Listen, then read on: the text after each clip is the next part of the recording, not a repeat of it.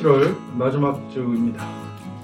올해는 정말 비도 많이 오고 아직 태풍도 오지 않았는데 비 피해도 심하고 사람들도 돌아가시고 여하튼간에 이번 비로 인해서 피해를 입으신 분들에게 위로의 말씀을 전해드립니다. 오늘은 역사에 대해서 조금 생각해 보고자 해요. 그러니까 우리가 흔히 뭐 전쟁 영화도 굉장히 많고 또 우리가 그렇게 배워오기도 했고 그래서 2차 세계대전 때 그 제국주의라고 했던 독일, 이태리, 그 다음에 일본 이렇게 연맹을 맺었기 때문에 우리가 일본의 식민 지배를 받고 있었으니까 당연히 이렇게 뭉뚱그려서 악한 세력이라고 얘기하고 뭐 영국, 미국, 프랑스 뭐 이런 유럽 쪽 나라들을 선한 세력이라고 이해를 한단 말이에요. 근데 이게 그렇게 단순하지 않아요. 2차 세계대전이 일어나기 전에는 제국주의 시대에는 서로 각기 서구들이 동남아나 아프리카나 이런 지역에 식민지를 개척해 왔어요. 이 식민지에서 한 만행들은 뭐 어느 나라를 막론하고 이루 말할 수 없이 처참합니다. 그런 상황에서 서로 땅을 서로 뺏겠다고 싸움질을 하다가 기어이 골마 터진 거예요, 유럽에서.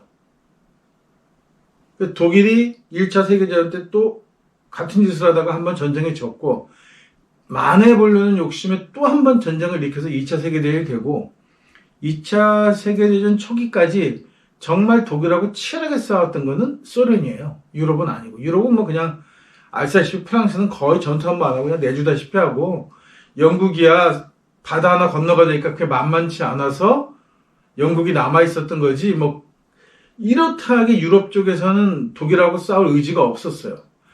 죽기 살기로 독일과 싸웠던 거는 소련입니다. 어마어마한 사람들이 죽어나갔어요. 그 전쟁에서. 그리고 계속해서 서방 측에 참전해서 자기네들한테 지원도 해주고 도와달라고 얘기하는데 뭐 거의 묵살하다시피 해요. 그러다가 소련이 자체적으로 독일군을 밀어내고 진격하기 시작하면서 서구가 마음이 급해집니다.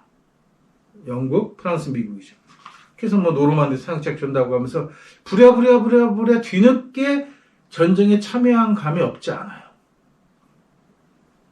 결국 이 전쟁은 지금도 그렇지만 유태인 학살을 계속해서 앞으로 내세우면서 얘기하고 있는 이유가 이 전쟁이 이겼던 승전국들한테 명분을 주기 위해서지 전쟁 중에 사실 어떤 민족, 특정 민족을 학살했던 예는 굉장히 많았단 말이에요. 이걸 굉장히 부풀려가지고 엄청나게 큰 사건을 만들었어요. 그래서 이걸 가지고 기속적으로 그걸 앞장세워서 서구가 선한 편에 섰던 정의 편에 섰던 나라라고 이제까지 선전을 해왔단 말이에요. 근데 사실 우리가 한 가지 재밌는 건 2차 세계대전이 끝나고 전 세계적으로 서구의 식민지였던 국가들은 독립했느냐? 쉽게? 그렇지 않습니다. 대부분 다 독립전쟁을 치렀어요. 알제리가 굉장히 유명하게 전쟁을 치렀고 베트남도 마찬가지로 프랑스가 끝까지 식민지를 먹으려다 안 되니까 미국한테 넘겨주고 미국이 그 바튼을 이어봐서 어떻게 해먹을까 하다가 결국은 실패했던 게 베트남이죠.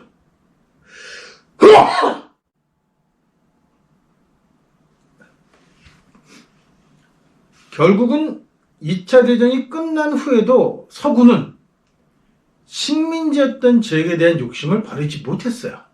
그래서 결국은 전쟁을 치르면서 이 전쟁을 치를 때 상대적으로 서구가 이렇게 식민지를 유지하려는 것에 반대하는 세력을 지원했던 게 아이러니하게 소련이었다는 거죠.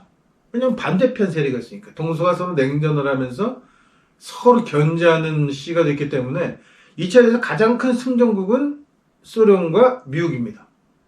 영국, 프랑스는 그냥 숟가락을 얹은 거고 이 두 나라가 서로 갈등하며 부딪히니까 어느 한쪽을 서로 밀어주면서 그리고 이제 막시즘이 유행처럼 번지기 시작한 거예요. 왜냐하면 서구에 반대하는 이념이었기 때문에 어떻게 보면 그렇기 때문에 가진 자들에게 눌려있고 가진 자들은 지배계층 제국주의 국가들의 거기에 빌붙어 먹던 매국노들이고, 반면에 가난하고 어렵게 살았던 사람들이 보통 사람들이라고 생각한다면 막심이 그렇게 쉽게 전파되는 데는 이유가 있었던 거예요.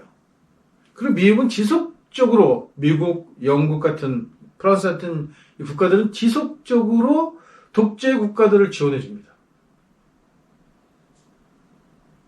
상대적으로 독재 국가, 독재 정권이 서구의 지원을 받는데 싸우기 위해서는 반대편인 소련의 지원을 받게 되다 보니까 양상이 꼭 이념 전쟁처럼 보였지만 사실은 동남아에서, 혹은 아프리카에서 그것이 독립전쟁이었던 이유가 더 크단 말이에요. 그리고 훗날 독립을 쟁취하거나 한다 해도 지속적으로 반군 세력에게 뭔가를 지원해주고 군수물자나 뭐를 지원해주면서 끊임없는 갈등을 부추겨서 지금의 상태가 이루어진 거예요. 식민지 적이 절대 게으르거나 혹은 뭐 여러 경제적으로 뭔가 미흡해서 잘 못 사는 게 아니에요. 서구가 2차 대전 후에도 자기네들의 식민지를 그대로 유지하겠다는 정책적 욕심 때문에 그 욕심이 지속적으로 여기 분란을 일으켜서 결국은 지금도 예속당하고 있는 거란 말이에요. 여기에 한국은 조금 독특한 케이스입니다. 원칙적으로 얘기하면 일본이 망했을 때, 외가 쪼그라들어서 2차 대전 태평양 전쟁을 치르고 쫄딱 망했을 때 완전 철수하고 한반도는 통일이 됐어야 되는데 그렇게 되지 못했어요. 주체적 세력이 없다라고 판단을 했다라고 하는데 사실은 소련은 부동항에 대한 욕심이 있었고 겨울에 얼지 않은 함과 꼭 절실하게 필요했단 말이에요. 미국은 대륙으로 나가는 발판이었던 군사적 교두보인 한국을 놓치고 싶지 않았어요. 그러니까 결국 반을 뚝 잘라서 위는 소련이, 아래는 미국이 강제 점령을 해버렸단 말이죠. 근데 우리는 일본과의 전쟁에서 미국이 이겼다는 이유만으로 미군을 해방군으로 인식했다는 거예요. 점령군이 아니라. 근데 면밀하게 얘기하면 점령군인 거예요. 왜 한반도가를 자주적인 국가로, 하나의 주가로 그냥 두지 않고 왜 자기네들이 신탁 통치하거나 나눠서 다스려야 되는 그런 지역이라고 인식했냔 말이죠. 이게 서구가 여전히 전쟁 끝난 후에도 2차 대전 전쟁 때 프랑스는 정말 개죽을 썼습니다. 전쟁에서. 이렇다 할 전투 한번 제대로 못한 비리비리한 군대였는데 얘네가 전쟁에서 프랑스 그나마 잘 싸웠던 군대들은 다 알제리 사람들이에요. 알제리 사람들에게 약속을 했습니다. 너희가 프랑스 시민이었으니까 프랑스 군대로 전쟁터에 나가서 전공을 세우면 독립을 시켜주겠다. 안 지켰죠. 2차 대전 끝나고 60 몇 년 또까지 굉장히 그 뒤에도 꽤 오랜 동안 내전을 치러야만 했어요. 그 맥락 아래 한반도가 있는 겁니다. 한반도는 그냥 자기네들 볼 때 그냥 나눠 먹으면 되는 땅인 거예요. 소련하고 미국하고. 그렇게 나눠 먹었는데 이 땅에 있던 사람들은 저항하지 않았어요. 양쪽이 다 마찬가지입니다. 이 문제만큼은. 북이 남쪽보다 친일 청산을 잘했다고는 하지만 결론적으로 얘기하면 뭐냐면 거기도 소련을 등에 업고 권력을 잡으려고 했고 남쪽의 이승만에는 양키들 등에 업고 권력을 잡으려고 하면서 독립국가를 만들어내지 못한 거예요. 북한은 독립국가고 한국은 독립국가입니까? 제가 이런 얘기를 하면 사람들이 반대하는 사람도 꽤 많아요. 외국 군대가 주둔하고 있으니까, 미국 군대가 주둔하고 있으니까 식민이다 이렇게 얘기했더니 유럽엔 나토군도 있는데 뭐 이런 얘기 많이 해요. 성질이 다른 거예요. 나토군은 점령군이 아니에요. 결국 나토군은 왜 그렇게밖에 될 수 없느냐 하면 유럽 지역이 서로 어느 나라가 강력한 군사를 갖기를 원하지 않아. 매번 싸움이 나니까. 그러니까 공동체를 만들어가지고 전혀 자기네 땅과는 관계없는 미국 애들을 끌어들여서 거기에 그 군대를 주둔시키면서 그 군대를 중심으로 조금씩 십시일반 도와주는 형태로 유지하니까 이렇다 할 군사 강대국이 생기지 않으면서 또한 러시아가 공격해 들어오고 점령해 오는 것을 막기 위한 수단으로 그렇게 이용했던 것 뿐이지 이게 식민지 개념은 아니란 말이에요. 점령군이 아니에요.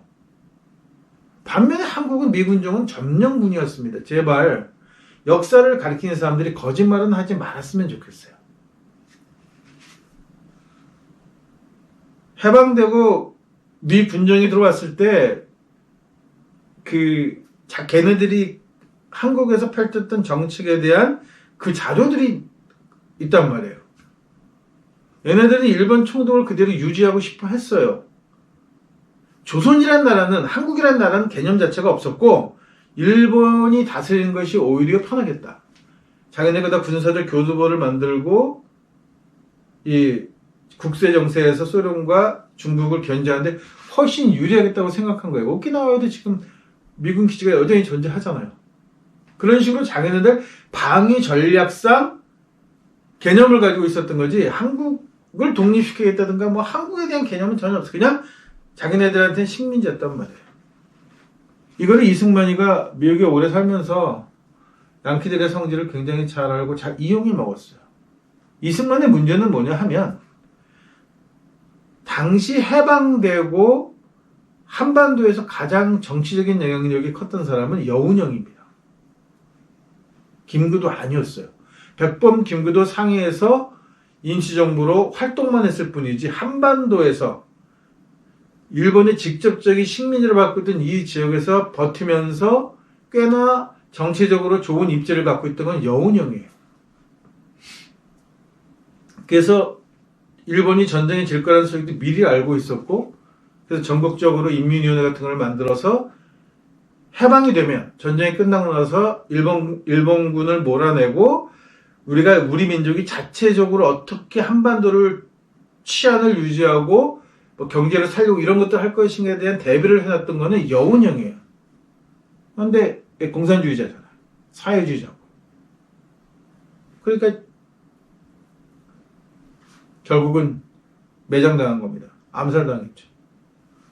그 다음에 그나마 민족적인 정신을 가지고 있고 한반도는 하나의 국가로 통일되어야겠다고 생각했던 건 백범이었어요. 백범도 암살했습니다.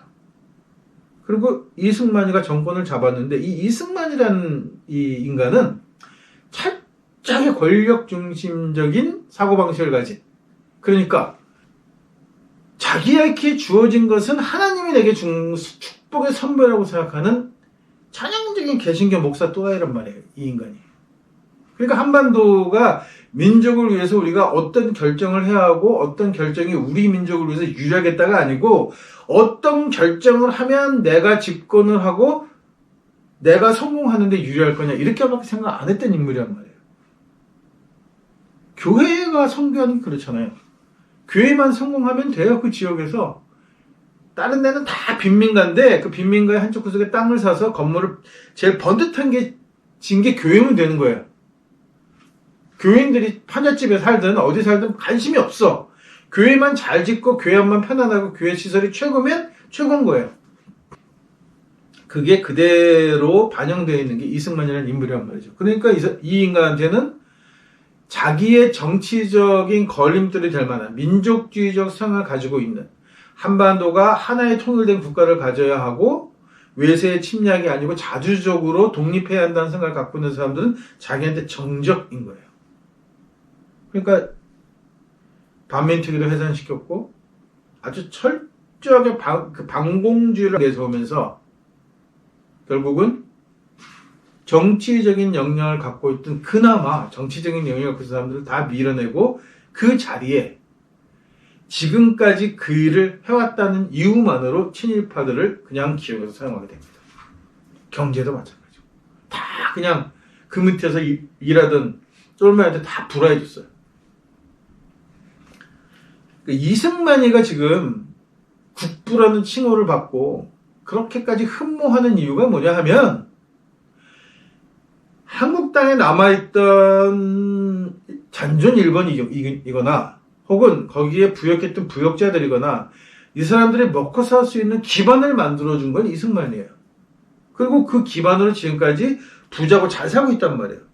당연히 이승만이가 자기들한테는 은인일 수밖에 없는 거죠. 그대로 이어가서 박정희가 또 한 번 살려줬어요. 그러니까 당연히 이승만, 박정희는 자기들한테 은인이에요. 반면에 적어도 깨어있고 국민들을 생각하고 국가를 먼저 생각하는, 민족을 먼저 생각하는 정치 지도자들은 이 한반도의 상황이 잘못됐다고 생각한 겁니다. 그러니까 꾸준히 뭔가를 바꾸려고 노력했던 거란 말이에요. 이 꾸준히 바꾸려고 노력하는 거에 결정적으로 반대하고 회방을 놓고 사사건건 시비를 걸었던 게 한국교회입니다.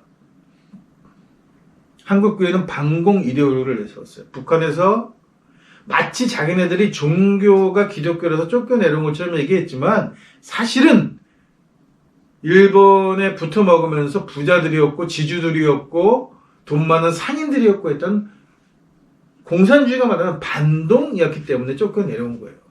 잘 살았으니까.